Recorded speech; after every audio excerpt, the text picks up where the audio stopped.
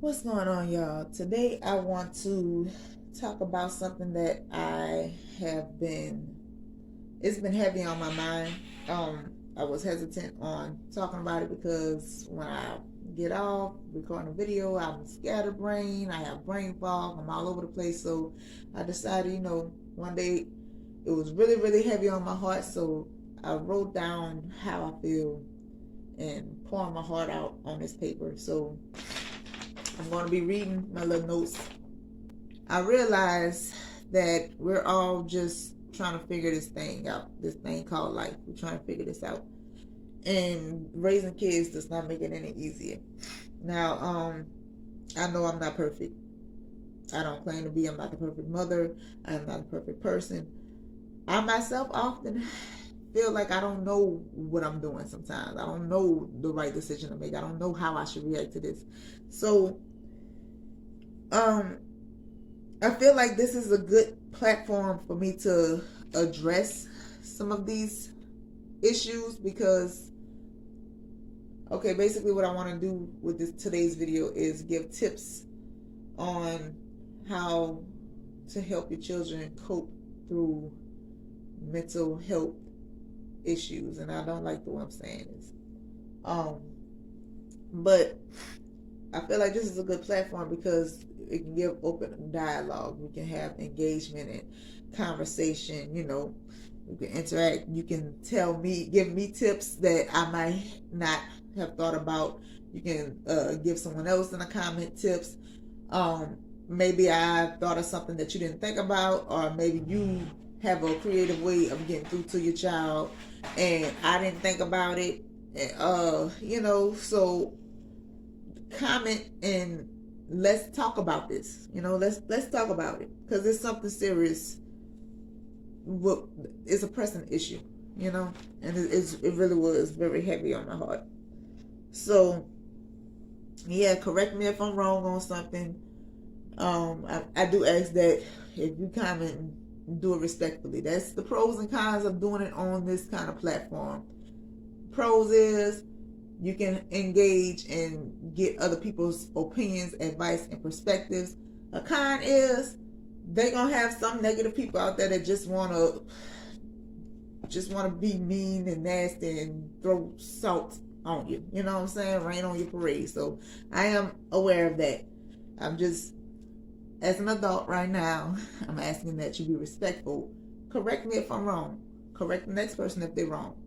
But let's keep in mind, think about the topic at hand, okay? So I know I only have like 100 subscribers. I don't have a big viewing. Not a lot of people view this, so I'm not expecting to reach the entire world with this video. But if I can help at least one parent or child, that's all I want to do. I've done my best, I am not a medical professional that is a psychiatrist or a therapist. I'm just a mother. I'm a parent trying to help other parents, basically. Okay, so I'm not about to give you the do's or don'ts of parenting. I'm not about to tell you you're doing this wrong, you're doing this right. I'm just giving you my tips and my advice and trying to have an open dialogue. That's literally it, okay? I'm not here to tell you you're a good parent or a bad parent. So I want to start off by saying one thing that surprises me is when I found out how many or how often children think about suicide, and I think what was even more alarming is the age, because when I think of a child that would contemplate suicide, I think like preteens or teen, because of things like bullying and things like that. But they got kids as young as 5 years old that think about committing suicide, and that's crazy to me. In my opinion, somebody that small wouldn't even know what that means. But realistically thinking, you can feel something without knowing the actual word for what you're feeling, or without truly understanding what it is that you're feeling. So I can see it. It's just hard to wrap my mind around, So it's just, it's something that's scary. It's scary as hell, because I got kids of all ages. I got an 11-year-old, I have a 7-year-old, I have a 8-year-old. So this is a tough ass world, you know. So I feel like it would be helpful to talk about this, because it's things that cross my mind all the time. I've heard many people say, you know, if you're worried that your parenting is wrong, then you're a good parent. You're doing something right, you know. If you're worried that you're doing it wrong, you're doing something right. I like to say there's no right or wrong way to parent, because we're all just, like I said, trying to figure it out. But I wish I could think of a better way to say that. Maybe one of y'all can help me out, because obviously you have good and bad parents. I mean, that's how some kids get abused, neglected, or worse, you know. And just because you're not sexually, physically abusing your child doesn't mean that you're not causing verbal, mental, or, you know, emotional abuse. I think the parent who tries to identify or realize when that's taking place and who's trying to correct that, that's the ones that you can call a good parent. You know what I'm saying? That's the ones you can call a good parent, if you're trying to identify the unknown abuse that you're not intentionally causing, and you try to correct it on a consistent basis, because we got to take this day by day. You're going to have days when you stressed out and you under all this emotional distress, and then your child come with with their own emotional distressors or triggers, and then you have to figure out how to deal with that without negatively putting your negativity on your children. You know what I'm saying? If what I'm saying makes sense. So I don't like to say that someone is a bad parent unless there is a clear case of abuse. You know what I'm saying? Because we don't always know the right thing to say or the right thing to do, or even the right thing, the way to go about things. We have emotions, we have flaws, and our own you know, history that affects how we react to things. Can we really tell someone how they should feel about something, or how they shouldn't react? I hear that a lot. But just think about that, you know. Think about, do you have the right to say you shouldn't feel the way that you feel about this? You shouldn't be mad that this happened. You shouldn't. I mean, in the world that we live in, people being so privileged, how dare you feel how you feel? Everybody got a right to feel however they want to feel.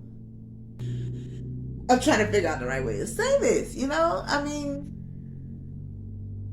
nobody can tell you how to feel or how to react about something. It's the bottom line.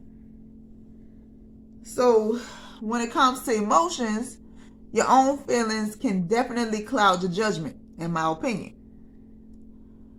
One of the biggest problems in today's world with the youth is bullying. Now, me personally, I don't condone it. I'm not raising no bullies, and I'd be damned if my children let somebody bully them. In my personal opinion, even the biggest and toughest person can get knocked down, okay?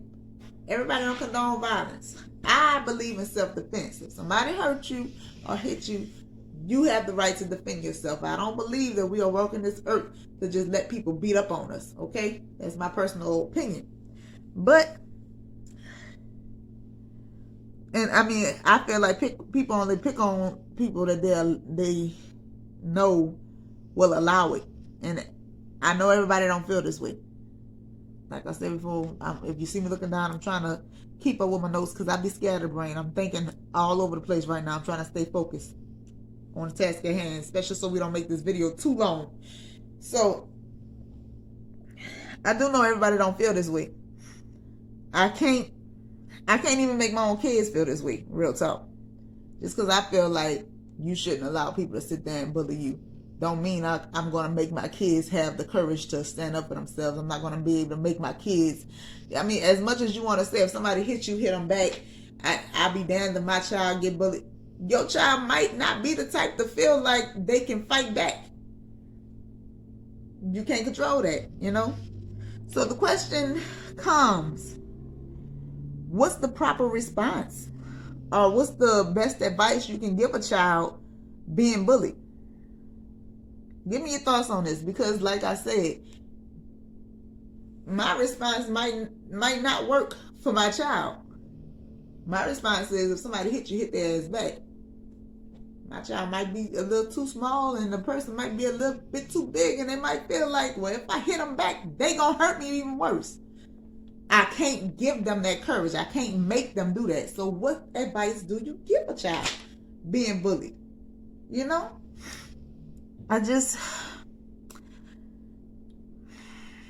Because I have personally learned that one size does not fit all. What works for one child might not work for another. Of course, you can change class, you can change schools, you can change neighborhoods. All of that is an option. But then, are we teaching them to run away from challenging situations? Because me personally, I believe as a parent, your job is to get your child ready for the real world. And in the real world, there's going to always be some kind of challenging situation. So if we're supposed to be preparing our children to be able to survive on their own without us one day, would us moving them from class, from school, from the neighborhood really help them in the long run? Will it really teach them how to deal with different situations? I mean, is it even healthy to teach them to run away? Is that what we're teaching them, to run away? I mean, give me your opinion on that one. I'm gonna let that one sit. You give me your opinion on that, because so sometimes children have issues that stem much deeper than just bullying. I learned that childhood depression is real and it's rising. Bullying may start kids to battle their own thoughts and beliefs. I mean, let's be realistic. Kids can be cruel. We do know that. It may start with society's idea of what people should look like, or what you should wear, or, you know, who you should date. All these things might start your children to second guessing themselves and start battling their own thoughts and things like that. And these issues can't, they can't be solved just by running away, because you can't run away from your own thoughts. So these issues, once you start thinking about, am I dressing right? Am I dating the right person? Things like that. You can't run away from that, because now kids, you can't run away from your thoughts. It don't matter what neighborhood you go to. It don't matter what school you go to. The kids can't escape what they're thinking. So sometimes it's much deeper than just bullying, even though bullying can start it. Once it starts, then what? So after we find out what our kids are feeling, and I say this assuming your kids have found the courage to even come to you, because sometimes that first step is the hardest. And I know this personally. Sometimes that first step is the hardest. I myself, I didn't tell my mom that I was feeling depressed until I was an adult. I didn't have that courage to take that first step.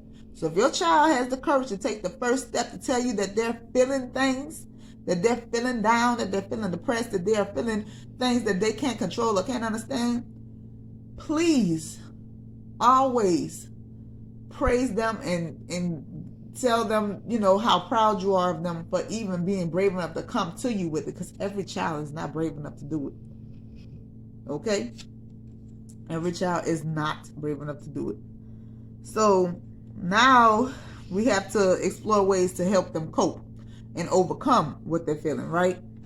It's not always easy talking to somebody about how you feel. I mean, they might be fearing being judged or fussed at or whatever the case may be.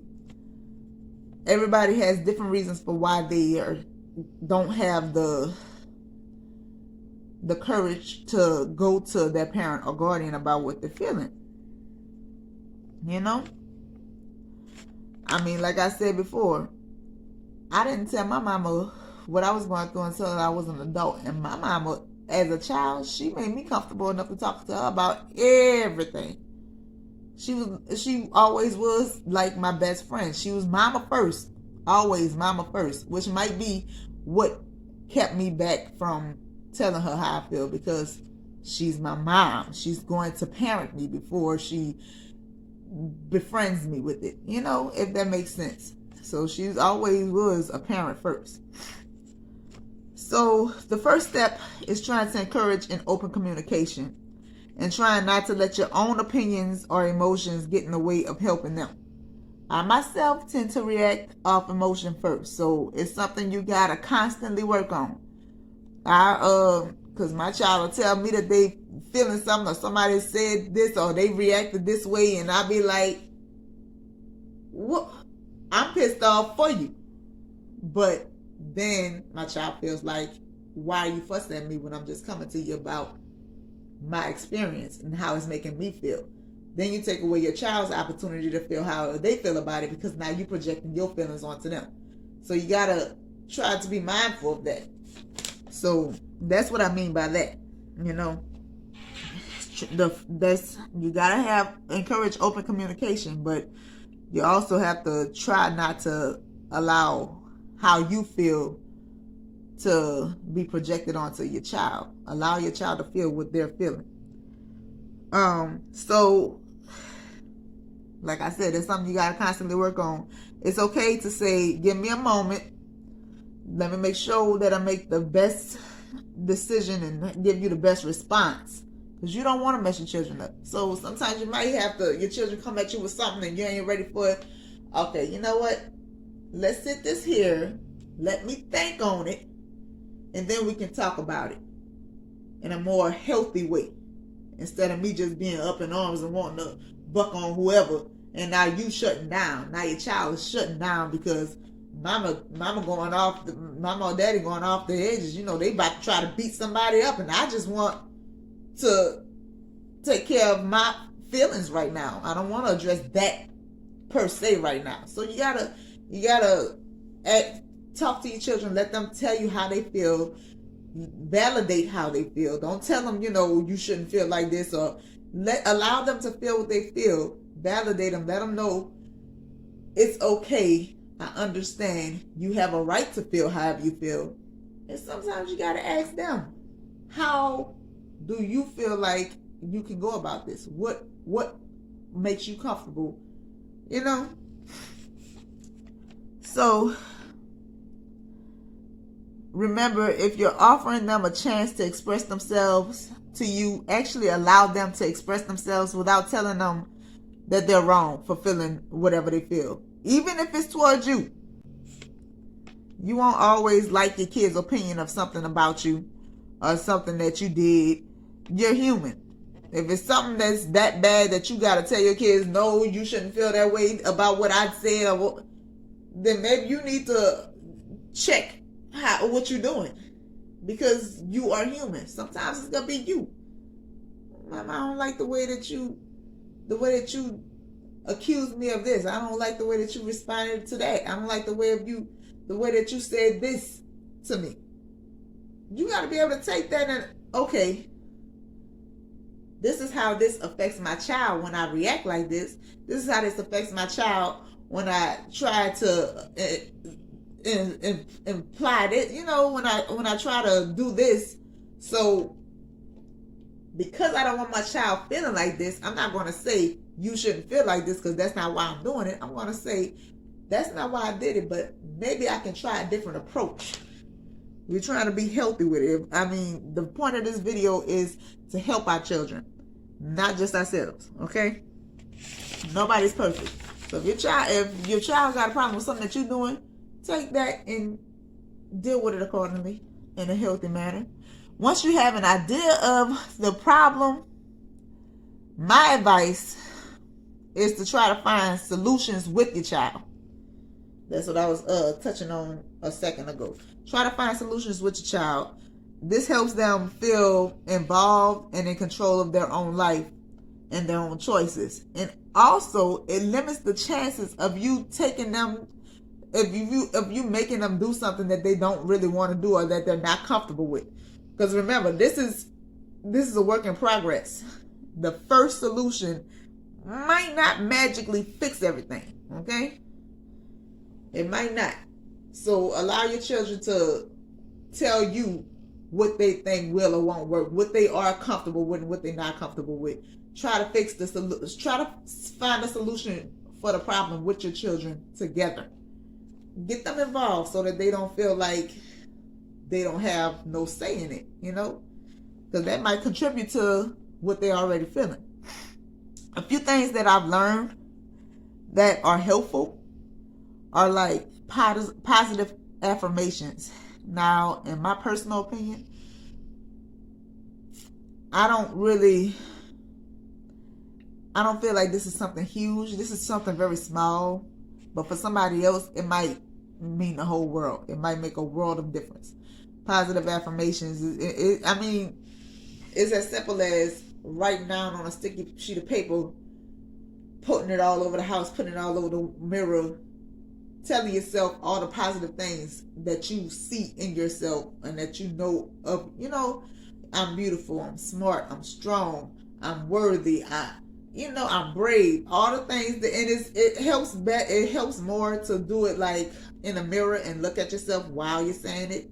This is for you, your child. It helps them to look at themselves while they're saying it, because it helps them to see themselves in that light. It helps them to see themselves in the way of that they're saying. If you're looking at yourself and say, I am brave, it helps you see yourself as brave. You feel what I'm saying? So that's what I'm saying. That's what I mean by the positive affirmations. Now, like I said, in my opinion, because my doctor told me gave me that advice. Me personally, I felt like that's not gonna get it for me, but it might be life changing to somebody else. If you encourage your child to constantly do this every day, you feeling down, go look in the mirror and tell yourself. Sometimes it makes them feel lighter. Sometimes it makes them feel freer. So that's a good place to start.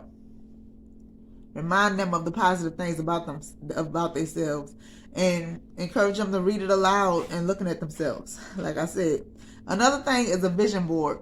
Encouraging them to make their own board of goals, from big goals to small goals, what they want to do in the future, what they want out of life, what they want to work on. Seeing what you want to do every day helps you work toward it more effectively. So that's a good thing, and it's something fun that they can put in to make it personalized. Something that they can look at every day. Okay, today I'm going to work on being courageous. Today I'm going to work on getting them A's. Today I'm going to work on seeing myself as beautiful. Every single day they're looking at their board that they created for themselves. It helps. It really does. Journaling can lift a weight off of your shoulders. Sometimes it's enough just for them to get it off of their mind, honestly. Another thing is something that I call an uplifting jar. I'm doing this with my own child. I might record myself making it for her.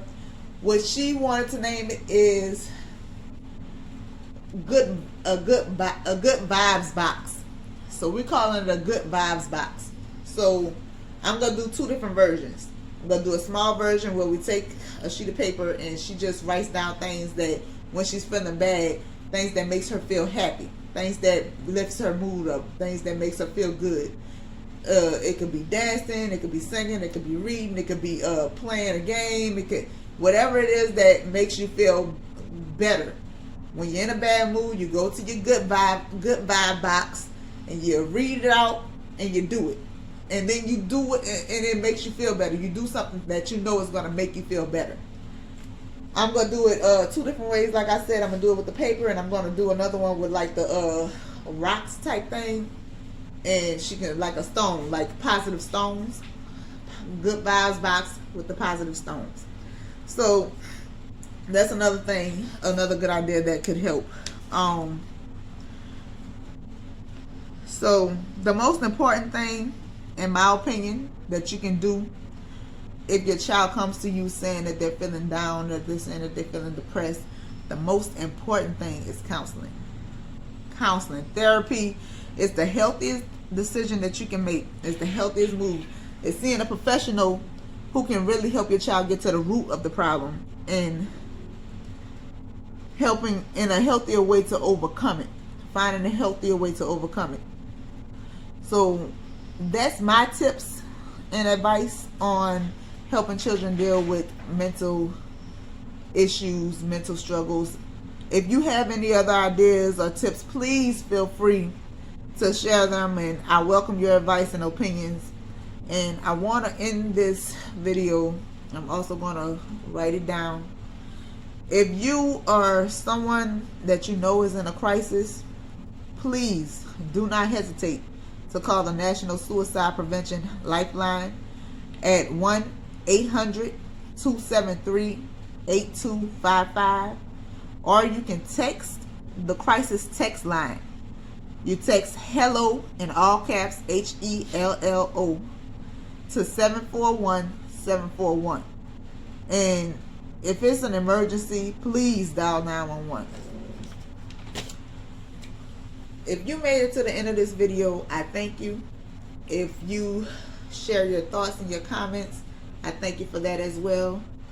As I said at the beginning of this video, I am not a medical professional that can diagnose. I am not a therapist. I am simply a mother who knows how hard it is parenting, who knows how rough and how scary this world can be for children, and who knows that you might not always have the right answer. You might not always know exactly what to do.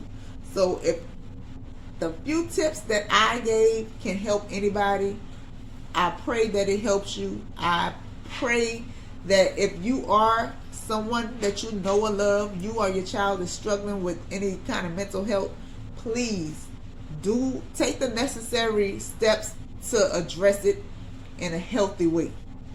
Get some help. It's not always easy. If you are a child and you feel like you don't have anyone that you can go to, try a teacher.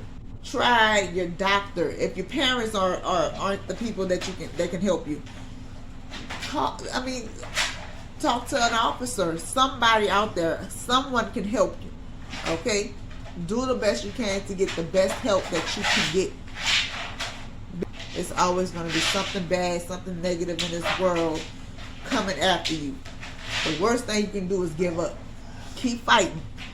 My advice is to keep fighting and keep holding on. It's a daily step you got to take every single day. It's a fight every single day. If you feeling down, it's a fight you got to fight every single day to get yourself out of that feeling, to pick yourself back up, to keep yourself going. So you do what you got to do. I gave the best tips that I could think of. If anybody else has any other tips, please feel free to share, like I said before. And I don't make videos like this all the time, so I'm not going to ask anybody to subscribe to my channel for more videos like this. This is something that I was feeling heavy on my heart, and I was just moved to make a video about it. So if you don't want to subscribe, don't, because I'm not going to always have these kind of videos. I just wanted to help whoever I can help. If I can touch one person, then I feel like I've done something. So with that being said, peace and blessings to everyone. And please take charge of your mental health.